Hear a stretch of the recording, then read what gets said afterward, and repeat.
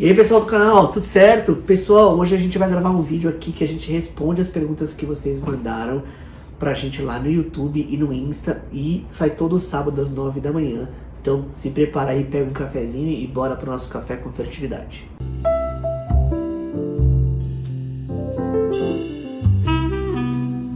Pessoal, fiquei bem feliz porque hoje a gente tem 3 perguntas de homens mandando aqui pra gente. Então a gente vê que a reprodução humana não é só realmente feminina, é masculina e feminina, e os homens também têm bastante dúvidas. Então participa aí com a gente. Se você é novo aqui no canal, se inscreve no canal. Queria te pedir essa ajuda aí para ajudar o canal e bora pro vídeo. Bom, a primeira pergunta é do Alexandre e é a seguinte, ó: hatching assistido para a biópsia aumenta a chance do embrião dividir? A pergunta é muito boa. Eu queria dividir essa pergunta em assisted hatching e falar um pouco do que é o hatching e falar também um pouco sobre se isso aumenta ou não a taxa de gravidez, ou seja, fazer o hatching assistido. O que é o hatching? Fazer o hatching assistido, isso pode aumentar as chances de embriões ali se dividirem. Então é isso, pessoal. Bom, primeira coisa, o que é o assisted hatching, né? O que é o hatching assistido? Então, vamos lá. O embrião, lembra que o embrião já é formado ali por metade do óvulo e metade do espermatozoide. Isso forma um novo embrião, um novo ser humano ali. E o embrião ele vai se multiplicando até o momento que ele chega no estágio de blastocisto. A gente tem vários vídeos aqui falando dessa jornada dos 5 dias.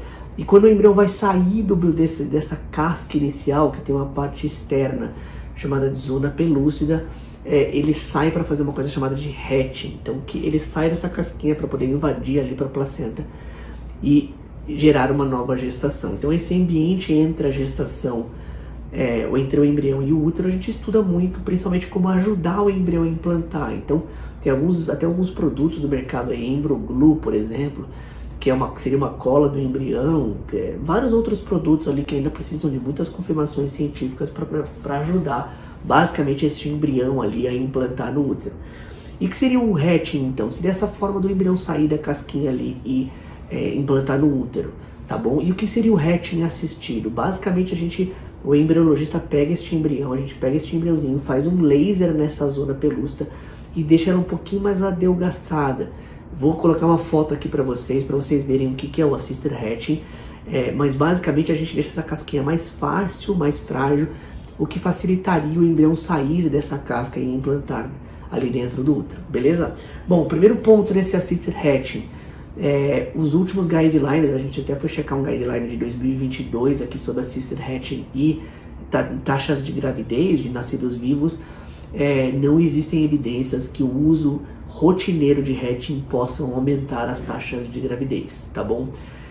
Existe uma taxa de gravidez clínica, uma taxa de positivo um pouquinho maior, mas as taxas de nascidos vivos, por exemplo, continuam ainda sem nenhuma evidência de que isso que faça alguma diferença, beleza? Isso é o guideline da SRM 2022, falando essas respostas. Bom, e a última coisa, que é a pergunta basicamente do Alexandre, se isso pode aumentar as chances dos embriões dividirem. Bom, primeira coisa que a gente levantou da literatura, existem alguns trabalhos chineses que falam um pouquinho sobre taxas de monozigóticos e dizigóticos. O que seriam monozigóticos? Um embrião que se divide, o mesmo embrião que se divide em 2, gerando 2 novos embriões, né, os gêmeos idênticos. E os dizigóticos são embriões que são formados por 2 embriões separados, ou seja, irmãos que são gerados juntos. Bom, a resposta desse irmãos gerados juntos, isso não está relacionado a esse tipo de pergunta. A pergunta do Alexandre é se o assisted hatching pode aumentar as chances dos embriões idênticos, né, dos irmãos ali, dos gêmeos idênticos, se isso aumenta ou não a estatística. Então, um trabalho que a gente encontrou mostrou uma chance ligeiramente maior, próximo de 2%, de esses embriões dividirem, e o pesquisador concluiu ali que faltam mais estudos, faltam mais dados para a gente realmente confirmar se o assisted hatching pode aumentar as chances de ter gêmeos idênticos. Bom, pelo olhar clínico, a gente acompanha pelo resto da literatura, a gente chega à conclusão que isso não aumenta o risco, porque gêmeos monozigóticos em reprodução é muito raro, e o assisted hatching é uma coisa muito comum, a gente usa em quase todos os tratamentos, quase todas as transferências de embriões, então não faz muito sentido clínico, beleza? Bom, bora para a segunda pergunta aqui do Renato Dias Silva. Boa noite, doutor. Gostaria de saber se o Clomid tem algum efeito sobre a azospermia obstrutiva e a não obstrutiva. Beleza. Renato, excelente pergunta. Por quê? Porque basicamente a gente precisa realmente definir o que é uma azospermia obstrutiva e o que é uma azospermia não obstrutiva. Então, primeira informação, o que seria uma azospermia? Seria a ausência de espermatozoides no ejaculado. Então, quando a gente colhe o espermograma, que a gente pede o espermograma para o marido, para o parceiro, para o homem, o que seja, não sai nenhum espermatozoide no ejaculado. Bom, esse é o primeiro ponto, a azospermia. Segundo ponto, o que seria uma azospermia obstrutiva? Isso são pacientes que fizeram a vasectomia. Então, basicamente, existe uma obstrução do deferente. Normalmente cirúrgica, existem outros casos, por exemplo, como a ausência, a agenesia do deferente. Mas, basicamente, a obstrução ali do deferente por cirurgia, por vasectomia, que fazem com que o homem não tenha nenhum ejaculado, nenhum espermatozoide ejaculado, beleza?